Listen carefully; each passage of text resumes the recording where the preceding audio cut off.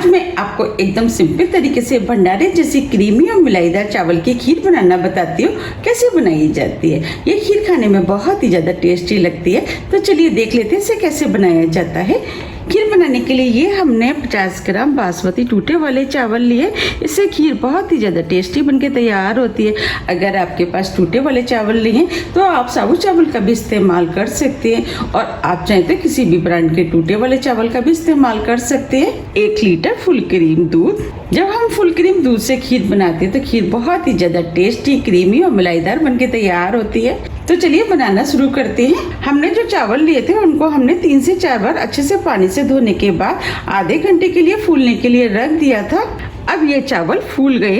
देखिए हम चावलों को तोड़ रहे हैं तो ये इजीली टूट रहे हैं। इस तरीके से जब हम चावलों को भिगो करके खीर बनाते हैं तो खीर बहुत जल्दी बनके तैयार होती है। अब हम चावल को छलनी में डाल करके छान लेते हैं। अब चावलों के अंदर जो एक्स्ट्रा पानी था वो हमने निकाल दिया है। चलिए अब खीर बना लेते हैं। खीर बनाने के लिए हमने गैस पे पैन रख दिया है। जो हमने चावल धोए थे वो हम पैन में डाल देते हैं।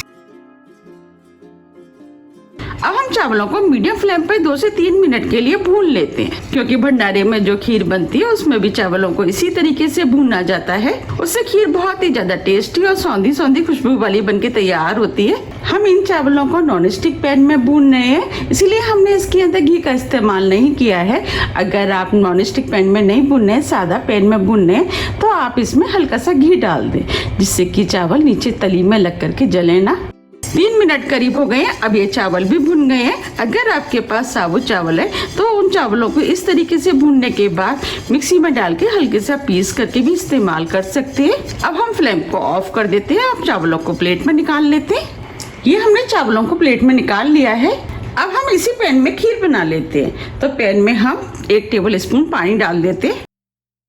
उससे क्या होगा कि दूध तली में चिपकेगा नहीं। अब जो हमने दूध लिया था वो हम पैन में डाल देते हैं।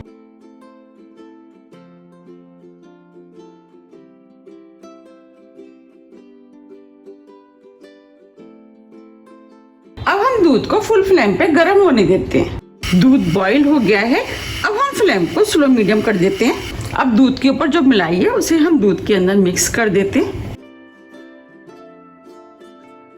आप खीर बनाते समय एक चीज का ध्यान रखें, आप जिस भी बर्तन में खीर बनाएं वो मोटे तले का होना चाहिए, जिससे कि खीर नीचे तली में ना लगे। ये हमने मलाई को दूध में मिक्स कर दिया है, और जो साइड में मलाई आ जाती है उसे भी हम इसी तरीके से बीच बीच में निकालते हुए दूध में मिक्स करते जाएंगे। अब जो हमने चावल लिए थे वो हम दूध में डाल देते, चावलों को मिक्स कर देते। खीर को 20 से 25 मिनट के लिए स्लो मीडियम फ्लेम पे पकने देते हैं। उससे क्या होगा कि एक तो दूध गाढ़ा हो जाएगा, जो हमने चावल डाले वो भी सॉफ्ट हो जाएंगे, और हम इस खीर को बीच बीच में इस तरीके से नीचे तक तले तक चलाते रहेंगे, जिससे कि खीर नीचे तले में ना लगे।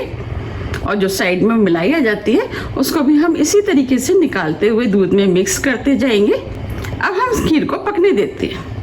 30 मिनट करीब हो गए हैं। अब ये दूध भी गाढ़ा हो गया है और चावल भी दूध के साथ हिल मिल गए हैं।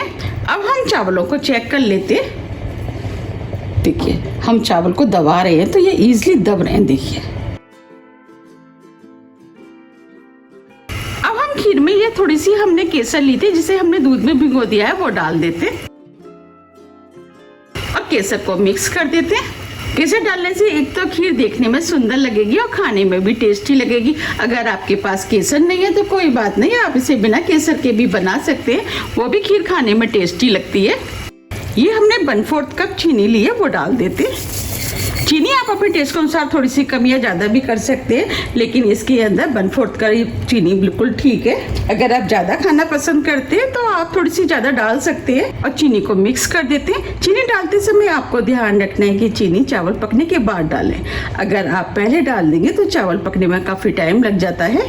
अब हम इस खीर को 2 मिनट करीब और पका लेते हैं। इस खीर को और भी ज़्यादा टेस्टी बनाने के लिए अब हम इसके अंदर कुछ ड्राई फ्रूट डालेंगे। ड्राई फ्रूट आप अपने टेस्ट के अनुसार थोड़ी सी कम या ज़्यादा भी कर सकते हैं, या जो भी आपको पसंद है वो डाल सकते हैं। हमने इसके अंदर चिरौंजी, बादाम, पिस्ते, किशमिश, काजू लिए हैं। अब हम सभी ड्राई फ्रूट को खीर में डाल देते हैं। अगर बच्चों को ड्राई फ्रूट नहीं पसंद है तो आप इस खीर को बिना ड्राई फ्रूट के भी बना सकते हैं। अगर आपको ड्राई फ्रूट डालने हैं तो आप ड्राई फ्रूट को मिक्सी से पीस करके खीर में मिक्स कर सकते हैं। अब बच्चों को पता ही नहीं चलेगा कि इसके अंदर ड्राई फ्रूट पड़े हैं। उससे खीर खाने में भी टेस्टी लगेगी और बच्चे इजिली ड्राई फ्रूट भी खा लेंगे। हमने ड्राई फ्रूट को अच्छे से खीर में मिक्स कर दिया है। ये हमने 5 से 6 छोटी इलायची लिए, जिसे दरदरा कूट लिया, वो डाल देते। इससे फ्लेवर अच्छा आएगा और खीर खाने में भी टेस्टी लगेगी। इलायची को भी मिक्स कर देते। 2 मिनट करीब हो गए हैं। अब ये खीर बनके तैयार हो गई है। आप देख पा रहे हैं कितनी बढ़िया क्रीमी और मलाईदार खीर बनके तैयार हुई है। ये खीर खाने में बहुत ही ज़्यादा टेस्टी लगती है। अगर आपको मेरी रेसिपी पसंद आ रही है तो आप रेसिपी को लाइक कर दीजिएगा। अब हम फ्लेम को ऑफ कर देते हैं और खीर को हल्का ठंडा होने देते हैं। अब हम खीर को सर्व कर लेते हैं। देखिए कितनी क्रीमी और मलाईदार चावल की खीर बनके तैयार हुई है। आप चाहे तो इस खीर को गर्म भी खा सकते हैं और आप चाहे तो इसे ठंडी करके भी खा सकते हैं। अगर आप इस खीर को 2-3 घंटे के लिए फ्रीज में रख दें, जब ये ठंडी हो जाए इसके बाद खाएं तो ये खाने में और भी ज़्यादा टेस्टी लगती है। अगर आपको मेरी रेसिपी थोड़ी भी पसंद आती है तो रेसिपी को लाइक कीजिए, चैनल को सब्सक्राइब कीजिए और ज़्यादा से ज़्यादा शेयर कीजिए। आप इस खीर को जब भी आपकी मीठा खाने की इच्छा है तब आप इसको बना के खा सकते हैं। बहुत जल्दी बन के तैयार हो जाती है और आप चाहते किसी भी फेस्टिवल पे भी बना सकते हैं। इसको बनाना भी बहुत आसान है और ये खाने में तो बहुत ही ज़्यादा टेस्टी लगती है। और चावल की खीर तो सभी को वैसे भी बहुत ज़्यादा पसंद होती है। जैसे कि आजकल फेस्टिवल चल रहे हैं, आप इस खीर को बनाइए, सभी को बहुत ज़्यादा पसंद आएगी।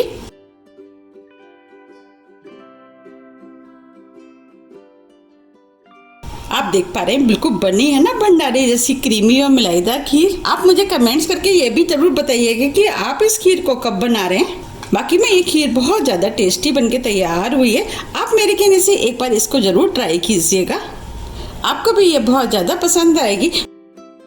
मैंने आपको जिस तरीके से बनाना बताया, अगर आप उस तरीके से बनाएंगे तो आपकी खीर बहुत ही ज़्यादा टेस्टी बनके तैयार होगी और सभी को बहुत ज़्यादा पसंद भी आएगी।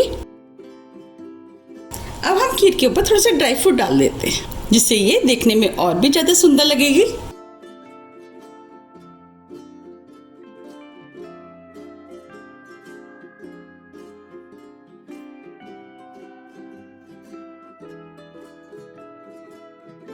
अब मैं आपको पास से भी दिखा देती हूँ।